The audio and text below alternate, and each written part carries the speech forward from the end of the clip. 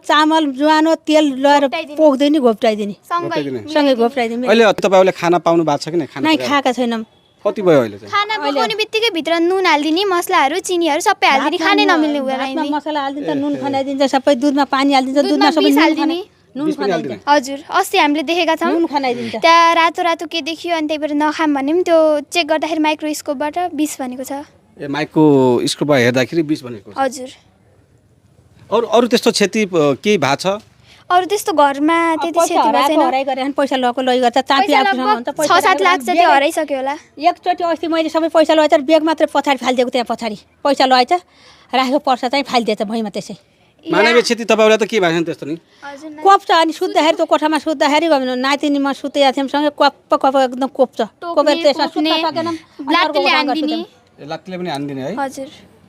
यो चाहिँ लगभग 10-15 दिन भयो होला अहिले है हजुर हामीले बन्द गरेका छौँ बाकसबाट बन्द गरेर ताला लगाएको बाकसबाट बाहिर कपडा निकालेर उ गर्दिने है हेर्न सक्नुहुन्छ हामी चाहिँ यतातिर हेर्छौँ यो भित्र यहाँ चाहिँ यो ताला लागेको चाबी तपाईँ देख्न सक्नुहुन्छ यहाँदेखि बाहिर कपडाहरू निस्केर आगो बल्ने यिनीहरू भयो यो घरमा पुरै आगो यहाँदेखि बाहिर यतातिर पनि एकदमै आगो लागेको छ खासमा यो के हो त क्षति धेरै क्षति भयो एकदमै आगो लागेको छ यो घरमा चाहिँ एकदमै क्षति भएको छ र उहाँहरूले राम्रोसँग बस्न पाउनु भएको छैन अहिले चाहिँ कपडाहरू सबै अलिकति निदाउन थाल्ने बित्तिकै सियोले कोप्ने शरीरमा मोटी तेल छर्केर आगो लगाइदिने त्यस्तो गरेको हुन्छ ओहो एकदमै गाह्रो छ अहिले चाहिँ तपाईहरुलाई हजुर आमा नमस्कार है हजुर नमस्कार हजुरको घरमा चाहिँ आगो लागेको छ तपाईँ बाहिर बस्नु भएको छ एकदमै यहाँका स्थानीयहरू पनि धेरैजना आउनु भएको छ यो आगो एकाएक लाग्यो हजुरको घरमा हजुर एक्कासी लाग्यो आफै आफ बोलेको छ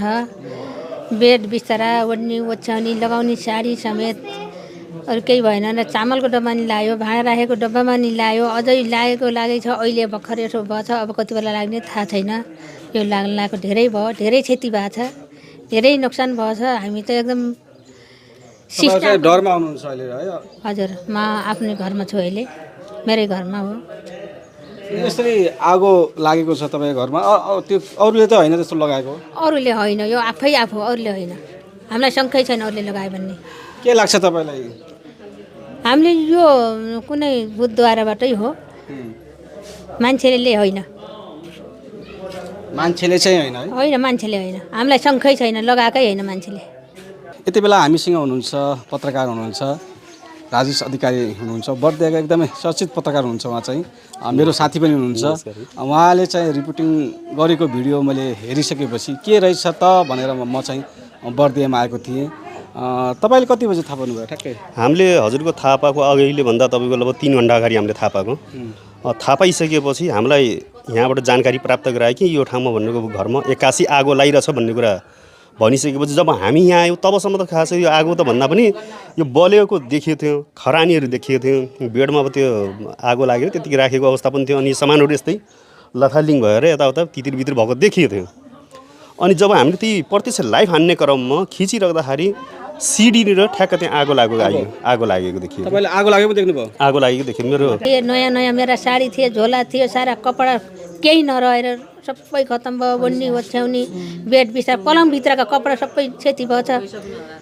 पैसा हराएको छ घटना कोल पुराउने घटेको थियो हजुरले थाहा पाउनु भएको थियो नै त्यो थाहा पाइन मैले हिजो बल्ल सुने यो कुरा थाहा थिएन म अहिले हामी एकदम विवल छौँ हामी केही बोल्न नि आउँदैन भन्न नि आउँदैन हामी एकदम लाटा जस्ता छौँ बोल्न नसक्ने अवस्था छ सोध्ने भने आँसु आउँछन् मान्छे मुख आँसु किन फालौँ